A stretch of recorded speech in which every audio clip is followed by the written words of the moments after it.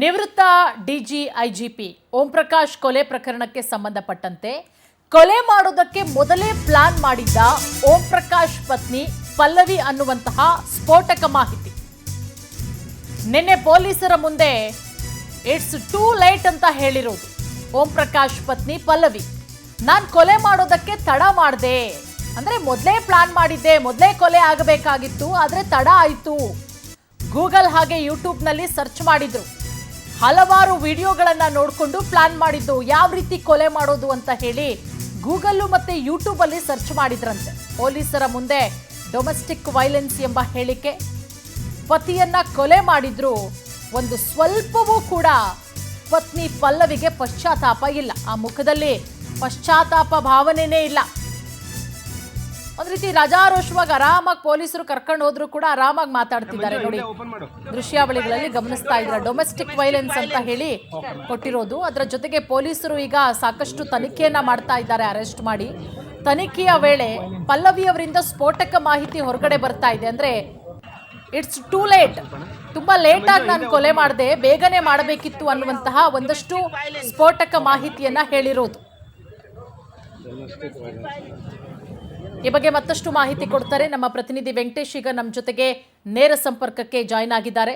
Venkatesh, DG IGP ನಿವೃತ್ತ DG IGP Om Prakash ಕೊಲೆ ಪ್ರಕರಣಕ್ಕೆ ಸಂಬಂಧಪಟ್ಟಂತೆ ಒಂದಷ್ಟು ಸ್ಫೋಟಕ ಮಾಹಿತಿಗಳು ಹೊರಗಡೆ ಬರ್ತಾ ಇದೆ. ಅವರ ಪತ್ನಿಯ ವಿಚಾರಣೆಯ ವೇಳೆ ಏನೆಲ್ಲ ಸ್ಫೋಟಕ ಅಂಶಗಳು ಹೊರಗಡೆ ಬರ್ತಾ ಇದೆ, ಪೊಲೀಸರ ತನಿಖೆ ಈ ಪ್ರಕರಣಕ್ಕೆ ಸಂಬಂಧಪಟ್ಟಂತೆ ಯಾವ ರೀತಿ ನಡೀತಾ ಇದೆ ವೆಂಕಟೇಶ್?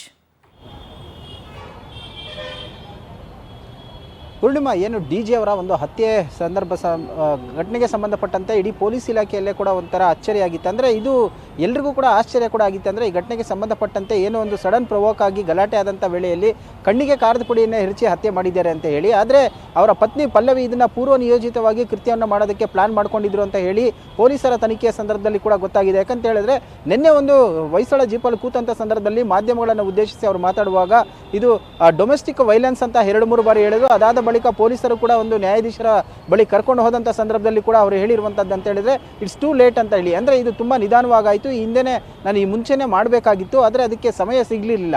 ಯಾಕಂತೇಳಿದ್ರೆ ಅವರು ಕಳೆದ ಒಂದು ವಾರದಿಂದ ಕೂಡ ಅವರ ಸಹೋದರಿಯ ಮನೆಗೆ ಹೋಗಿರ್ತಾರೆ. 2 ದಿನಗಳ ಹಿಂದೆ ಹೋಗಿ ಕೃತಿ ಮಗಳೇ ಅವರನ್ನು ಕರ್ಕೊಂಡು ಬಂದಿರ್ತಾರೆ. ಆ ಸಂದರ್ಭದಲ್ಲಿ ಈ ಒಂದು ಘಟನೆ ಆಗಿರುವಂಥದ್ದು. ಒಂದು ವೇಳೆ ಏನಾದರೂ ಅವರು ಆ ಊರಿಗೆ ಹೋಗಿ, ಅಂದರೆ ಸಹೋದರಿ ಮನೆಗೆ ಹೋಗಿಲ್ಲ ಅಂತ ಹೇಳಿದರೆ ಸೊ ಹಿಂದೆ ಕೂಡ ಅವರು ಹತ್ಯೆ ಮಾಡುವಂತಹ ಚಾನ್ಸಸ್ ಕೂಡ ಇತ್ತು. ಯಾಕಂದರೆ ಹತ್ಯೆಯನ್ನು ಹೇಗೆ ಮಾಡಬೇಕು, ಈ ಹತ್ಯೆ ಮಾಡಿದ ನಂತರ ಏನು ಮಾಡಬೇಕು ಅನ್ನೋದಕ್ಕೆ ಸಂಬಂಧಪಟ್ಟಂತೆ ಕೂಡ ಅವರು ಗೂಗಲ್ನಲ್ಲಿ ಸಾಕಷ್ಟು ಬಾರಿ ಸರ್ಚ್ ಮಾಡಿರೋದು ಕೂಡ ಗೊತ್ತಾಗಿದೆ. ಅಂದರೆ ಯೂಟ್ಯೂಬ್ಗಳಲ್ಲಿ ಕೆಲವು ವಿಡಿಯೋಗಳನ್ನು ಕೂಡ ನೋಡಿದ್ದಾರೆ. ಅಂದರೆ ಹೌ ಟು ಕಿಲ್ ಅಂತ ಹೇಳಿ, ಮತ್ತು ಈ ಒಂದು ಕುತ್ತಿಗೆ ಭಾಗಕ್ಕೆ ಹತ್ಯೆಯನ್ನು ಮಾಡಬೇಕಾದ್ರೆ ಯಾವ ರೀತಿಯಾಗಿ ಯಾವ ಒಂದು ಭಾಗದಲ್ಲಿ ಹತ್ಯೆಯನ್ನು ಚುಚ್ಚಬೇಕಾಗುತ್ತೆ ಅಂತ ಹೇಳಿ ಕೂಡ ಒಂದು ಸರ್ಚ್ ಮಾಡಿರುವಂಥದ್ದು ಕೂಡ ಯೂಟ್ಯೂಬಲ್ಲಿ ಕೆಲವು ವಿಡಿಯೋಗಳನ್ನು ಕೂಡ ನೋಡಿದ್ದಾರೆ ಅನ್ನೋದು ಕೂಡ ಗೊತ್ತಾಗಿದೆ. ಹಾಗಾಗಿ ಇದು ಒಂದು ಪೂರ್ವ ನಿಯೋಜಿತ ಕೃತ್ಯ, ಅಂದರೆ ಪಲ್ಲವಿಯವರು ಸಡನ್ನಾಗಿ ಪ್ರವೋಕ್ ಆಗಿ ಮಾಡಿರುವಂತಹ ಕೃತ್ಯ ಅಲ್ಲ ಅನ್ನೋದು ಕೂಡ ಈಗ ಪೊಲೀಸರ ತನಿಖೆಗೆ ಗೊತ್ತಾಗ್ತಿರುವಂಥದ್ದು. ಸದ್ಯಕ್ಕೆ ಅವರು ಈಗ ನ್ಯಾಯಾಂಗ ಬಂಧನದಲ್ಲಿದ್ದಾರೆ. CCB ಪೊಲೀಸರು ಕೂಡ ಬಾಡಿ ವಾರಂಟ್ ಮೇಲೆ ಅವ್ರನ್ನ ಪಡ್ಕೊಂಡು ವಿಚಾರಣೆ ಮಾಡುವಂತಹ ಕೆಲಸವನ್ನು ಕೂಡ ಮಾಡ್ತಾರೆ. ಆ ಸಂದರ್ಭದಲ್ಲೂ ಕೂಡ ಮತ್ತಷ್ಟು ಒಂದು ಸ್ಫೋಟಕ ವಿಚಾರಗಳು ಕೂಡ ಬರ್ಬೋದು. ಯಾಕಂತ ಹೇಳಿದ್ರೆ ಈ ಘಟನೆಗೆ ಸಂಬಂಧಪಟ್ಟ ಆಸ್ತಿಯ ವಿಚಾರ ಅಂತ ಹೇಳಿ ಮೇಲ್ನೋಟಕ್ಕೆ ಈಗ ಗೊತ್ತಾಗ್ತಾ ಇದೆ. ಅದನ್ನು ಬಿಟ್ಟು ಬೇರೆ ಏನಾದರೂ ವಿಚಾರಗಳು ಇದೆಯಾ ಅನ್ನೋದು ಕೂಡ ಒಂದು CCB ಅಧಿಕಾರಿಗಳ ತನಿಖೆಯ ಸಂದರ್ಭದಲ್ಲಿ ತಿಳಿದು ಬರಬೇಕಾಗಿರುವಂಥದ್ದು. ಪೂರ್ಣಿಮಾ, ಥ್ಯಾಂಕ್ ಯು ವೆಂಕಟೇಶ್ ತಮ್ಮೆಲ್ಲ ಮಾಹಿತಿಗಾಗಿ.